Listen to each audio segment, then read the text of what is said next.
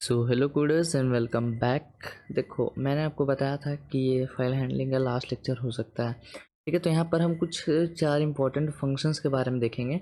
ऐसा नहीं कि बस चार ही होता है, ठीक है, बहुत सारा फंक्शन होता है, इतना फंक्शन होता है हालत ख़राब हो जाएगा पढ़ते पढ़ते। लेकिन एक होता है कि इतना मिनिमम आप पढ़ लो कि आपका काम निकल जाए, वही चीज़ हम यहाँ पर देख रहे हैं। ठीक है, देखो, there are some useful functions used for file handling. ठीक है, कुछ ऐसा फंक्शंस होते हैं जो यूज़फुल होते हैं फाइल हैंडलिंग के लिए। सबसे पहला है ओपन। ओपन क्या करता है? Use to open a file. अब ऐसा नहीं है कि अभी तक हम जितना भी हमने पिछले 2 लेक्चर्स में देखा वहाँ पर हम फाइल को ओपन नहीं कर रहे थे। ऐसा कुछ नहीं है, हम वहाँ पर भी ओपन कर रहे थे, बस ये ओपन कीवर्ड का यूज़ नहीं कर रहे थे। जैसे वहाँ पर हम ओपन करने के लिए क्या करते थे, जैसे कि हम यहाँ पर लिखते थे अपना ऑफिस स्ट्रीम, और यहाँ पर अपना इसका कोई भी ऑब्जेक्ट बना लेते थे। ठीक है, और यहाँ पर अपना ब्रैकेट में अपना टेक्स्ट फाइल का नेम ले लेते थे। ठीक है, तो ये ऑटोमेटिकली ओपन हो जाता था। ठीक है, लेकिन अब इसको आपको अगर ओपन की मदद से करना है तो आप किस तरह से करोगे? तो आप इसको इस तरह से करोगे। आपको सबसे पहले तो आपको ध्यान रखना है कि आप इसका ऑब्जेक्ट तो बना ही लो। ठीक है, ऑफिस स्ट्रीम और एफ आउट हमने बना लिया। ठीक है, अब आपको कुछ भी फाइल ओपन करना है तो आप किस तरह से ओपन करोगे? आप ये ऑब्जेक्ट का नाम दोगे एफ आउट डॉट ओपन, और यहाँ पर अपना फिर से वही अपना इसका नाम आएगा। ठीक है, अपना फाइल का नेम आएगा। तो ये अपना सिंटेक्स हो गया। एक तरह से समझ लो ये अलग अलग लाइन में भी लिखने का तरीका हो गया। इस सेम लाइन को हमने यहाँ पर एक लाइन में बस लिखा है ऑफिस स्ट्रीम एफ आउट, और फिर अपना फाइल का नेम लिख दिया। यहाँ पर हम क्या कर रहे हैं? ऑफिस स्ट्रीम और एफ आउट लिख रहे हैं, F out dot open T S T dot text. अब देखो, इसका मतलब ये होता है कि आप जो ओपन करा रहे हो, अब आप बोलोगे कि हम एफ आउट क्यों दे रहे हैं, हम एफ आउट को हटा के सीधा ओपन ही क्यों नहीं लिख देते हैं?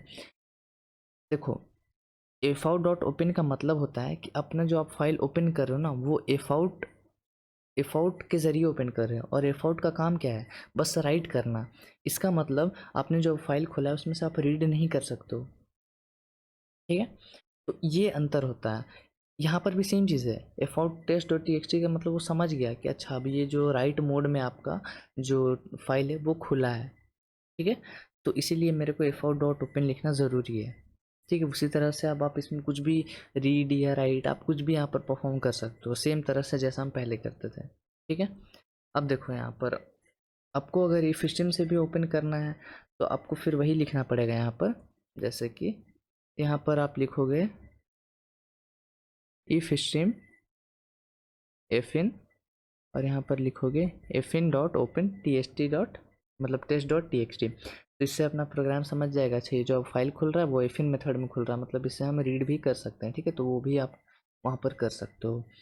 हमारा फाइल तो ओपन है। अब इसको हमको क्लोज़ करने के लिए भी मेरे को एक फंक्शन आता है। ठीक है, क्योंकि एक फ़ाइल को आपने खोला है तो उसको बंद भी करना पड़ेगा। ठीक है, तो बंद करने के लिए भाई आप सेम चीज़ करोगे कि एफ आउट डॉट क्लोज़ कर दोगे। सिंपल ये चीज़ आपको यहाँ पर लिखना है। ठीक है, आपको बस सिंपल ये लाइन लिखना है कि एफ आउट डॉट क्लोज। ठीक है, बाकी फाइल वगैरह कुछ भी नहीं देना। तो ये ऑब्जेक्ट ही है जिसके ज़रिए आप खोल रहे हो, तो ये ऑब्जेक्ट को ही आपको बंद करना पड़ेगा। ठीक है, तो ये फाइल क्लोज़ करने के लिए होता है। फाइल क्लोज़ क्यों करना है भैया? क्लोज़ इसलिए करना है क्योंकि फाइल ओपन रहेगा तो आपकी मेमोरी में वो स्पेस खाता रहेगा। ठीक है, फिर आपको जो सी प्लस प्लस प्रोग्राम है और ये जो टी एक्स टी फाइल है, इन दोनों के बीच में जो रिश्ता बना है वो रिश्ता मेरे को रिसोर्स ख़राब करते रहेगा। ठीक है, सोसाइटी बदनाम होते रहेगी, इसलिए आपको इसको रिश्ते को ख़त्म भी करना पड़ेगा। ठीक है, तो यहाँ पर हम क्लोज़ करते हैं। चलो, थर्ड फंक्शन है मेरा इज़ ओपन। अब ये यूज टू चेक होता है कि weather a file is open और नॉट। ठीक है, ये चेक करने के लिए काम आता है कि एक फ़ाइल ओपन है या क्लोज। ठीक है, चलो, तो इसका सिंटेक्स क्या है? देखो, इफ़ आपको कहीं भी फाइल का नाम यूज़ नहीं करना, आपको बस उस ऑब्जेक्ट का नाम यूज़ करना है। तो ये इसका सिंटेक्स ये है कि आप अपना ऑब्जेक्ट का नेम लिखो तो F out dot is open लिखो। ठीक है, अब ये ट्रू रिटर्न करेगा अगर मेरा फाइल ओपन होगा तो यहाँ पर हम लिख देते हैं ओपने लिखा गया भाई। चलो, ठीक है, एल्स सी आउट क्लोज। ठीक है, इसको सेव करके हम रन करते हैं। अभी देखो कि मेरा फाइल यहाँ पर ओपन है तो मेरे को दिखा रहा है ओपन। ठीक है, अब जैसे ही हम इसको अपने प्रोग्राम में ले आएंगे, मतलब वो क्लोज भी हो गया। ठीक है, तो मेरे को दिखाएगा क्लोज। तो ये मेथड आपका यूज़ होता है अपने प्रोग्राम में चेक करने के लिए कि आपका फाइल ओपन है या क्लोज। ठीक है, चलो, और लास्ट फंक्शन है मेरे पास end of file E O F. ठीक है, अब ये एफ का बहुत सिंपल सा काम है यार, इसका वर्किंग क्या ही देखोगे। इसका काम है कि रिटर्न्स ट्रू। मतलब non zero if the cursor है reach the end of the file, ठीक है, एंड फॉल्स इफ़ नॉट।